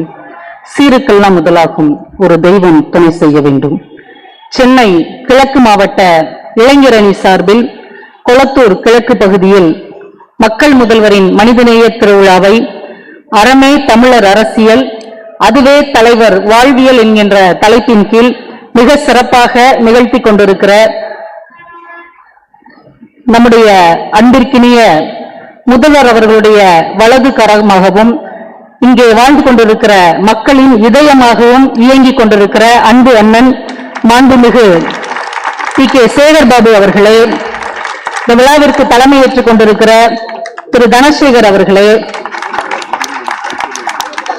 இந்த விழாவிற்கு வருகை தந்திருக்கிற எங்களுடைய கனவு எழுத்தாளர், தமிழ்நாட்டின் பெண்களின் பெருமையை இந்திய அளவில் உயர்த்திய, உலக தரத்திற்கு எழுதக்கூடிய ஆற்றல் மிக்க, தன் எழுத்துக்களால் தனக்கு ஒரு மணி மகுடம் சூடிக்கொண்ட எங்கள் மரியாதைக்கும் நேசத்திற்கும் உரிய அம்மா எழுத்தாளர் சிவசங்கரி அவர்களே, எங்கள் பட்டிமன்ற பேராசான் அன்பிற்கினிய அண்ணன் திரு பட்டிமன்ற அறிஞர் ராஜா அவர்களே, வருகை தர இருக்கிற ஐயா நடிகர் ராஜேஷ் அவர்களே, இந்த விழாவை ஏற்பாடு செய்திருக்கிற அன்பிற்கினிய கழக தோழர்களே, இங்கே பெரும் திரளாக கூடியிருக்கிற உடன்பிறப்புகளே, உங்கள் அத்துணை பேருக்கும் என்னுடைய பணிவான வணக்கங்களை கனிவோடு தெரிவித்துக் கொள்கிறேன்.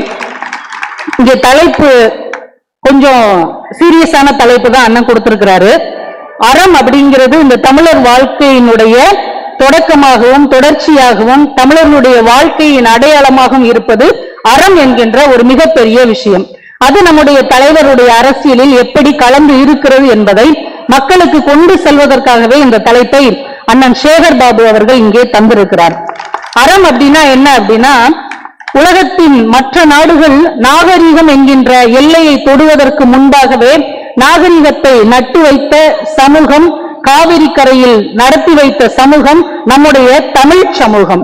2000 ஆண்டுகளுக்கு முன்னாலேயே அறத்துப்பாலை முன்னிறுத்தி எழுதப்பட்டது நம்முடைய தமிழர்களின் இலக்கியமாகிய வள்ளுவம். அறம் என்பது நம்முடைய அடிப்படை. அறம் என்பது தமிழர்களுடைய வாழ்வியல். அறம் என்பது தமிழர்களுடைய மூச்சு. அதனாலதான் 2000 வருடங்களுக்கு முன்னாலேயே கல் தோன்றி மண் தோன்றா காலத்தே முன் தோன்றிய மூத்த குடியாகிய தமிழ் குடி அறத்தை முன்னிறுத்தி தன்னுடைய வாழ்க்கையை தொடங்கி இருக்கிறது. அறம் அப்படின்னா ஒண்ணும் இல்லைங்க, ஒரு பாதிக்கப்பட்டவர்களுக்காக, ஒரு வார்த்தைகள் இல்லாதவர்களுக்காக, குரல் அற்றவர்களுக்காக, யாருக்காக பேசுவதற்கு யாருமே இல்லையோ அவர்களுக்காக பேசுவதுதான் அறம். இன்னும் எளிமையாக சொல்ல போனால் அறம் அப்படின்னா என்ன அப்படின்னு நம்ம சங்க காலத்தின் புறப்பாடல் சொல்லுகிறது. ஒரு நாட்டுக்கும் இன்னொரு நாட்டுக்கும் யுத்தம் நடக்கும் இல்லையா, போர் செய்வாங்க இல்லையா.